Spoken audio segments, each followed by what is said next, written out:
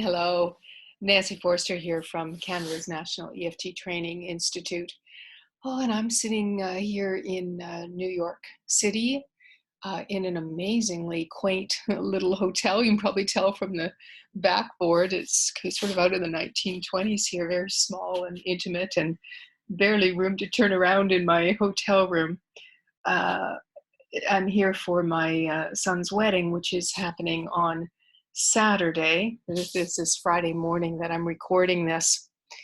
And it's extraordinarily interesting time to be here in New York City.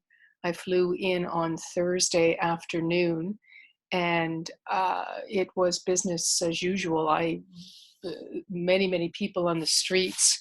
Out of the thousands of people I saw, there were 3 people wearing masks. In the dinners that we went to, the restaurants were thriving and full. That evening, the decision was made to close down any gatherings of over 500 people. So Broadway went dark immediately. We actually had plans to do a Broadway show Thursday night, so that didn't happen. And then this morning, we woke up to the news that all public spaces, restaurants, for example, have been asked to cut capacity by 50%. So we went out for brunch this morning to a restaurant, very tiny, very special, unique restaurant that had to scurry around this morning to actually literally remove half of their tables in order that people had more, the requisite space between them.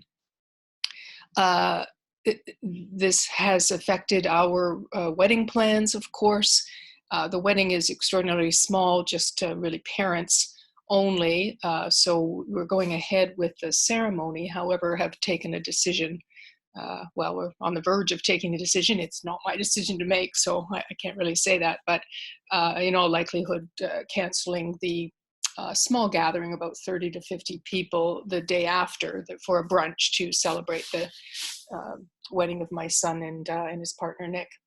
So interesting times. All this to say that it is, of course, I've been really thinking about this for a long time and monitoring what's happening and following the government's mandates. But I think the time now has arrived that NeftTi will take a position that we will stop live trainings for the next at least 3 weeks, which would encompass our Markham training, April 5th, 6th, and 7th. I believe that is the first weekend in April.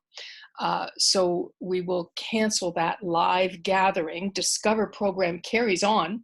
I'm absolutely committed to making sure that people who are registered for that program receive greater value than they would have under the regular Discover program. So there's the pre-training program that people are working on their own at home. We'll replace our live training with video training, and then we'll do our follow-up 8-week support program as we normally would. But anybody registered for the Markham Discover will automatically, at no extra cost, be also able to come to the fall training. I don't have dates for that fall training yet. I guess we'll wait and see what's happening there. But I'll go ahead and make a date and communicate that date, and then we'll see what unfolds from there. But I just want to assure the people that are coming to Markham Discover that this will be like a sense of like, oh my gosh, this is the Discover. I'm so glad I came to this Discover, because I really feel like I was treated, not just my physical safety, but that my learning was really valued, and I just got more and more than I could even expect. So more details of that will be coming out to the people who are registered. But the announcement today is that we will cancel the live training to be held in Markham on at the start of April. There is a training coming up in Edmonton later on in April, the weekend of April 24th, and at the moment, that live training is still being considered, and we'll make an announcement probably in a short period of time as to whether we'll do the same thing with that live training. But again, people who are registered for that live training, my intention is that they ultimately say, I am so pleased with how NeftTi treated me, and I feel like I got such great value for my registration. The second thing is this is I think this is really time for us to step up the next level. Like, we've all got it now that we're washing our hands. We've all got it that we're taking our precautions. We've upped our daily energy routines. We're doing everything that we can to protect our own selves and our immune system. And that's great. We need to do that first and foremost.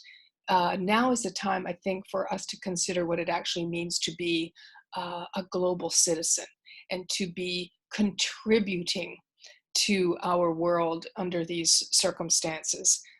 So to literally consistently come out of any fear that might be even unconsciously residing in our body, to take care of that fear, to tap our way into a place of confidence and optimism and hope, which can then let us take action in the world to contribute to the solution here.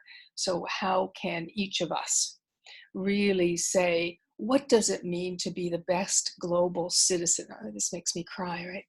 What does it mean right now to be the best global citizen that I can possibly be?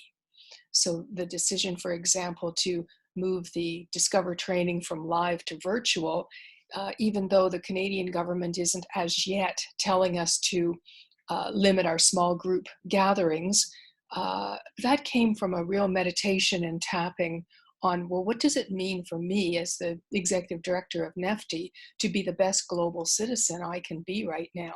And when I asked the question that way, it was very clear to me that even though the chances of having a bad outcome from the small group of people at the Discover, even though the probability of that is quite small, that at this point in time, our global community needs the risk to be limited to as minuscule as we can make it. So given that Discover is not a life or a death situation, then that the call then is, of course, to move that to a virtual platform, and then to ensure that we provide the forums for people to be able to do what's required to reach the level of certificates of completion and so on. As I say, there'll be more information to come on that as I figure it out.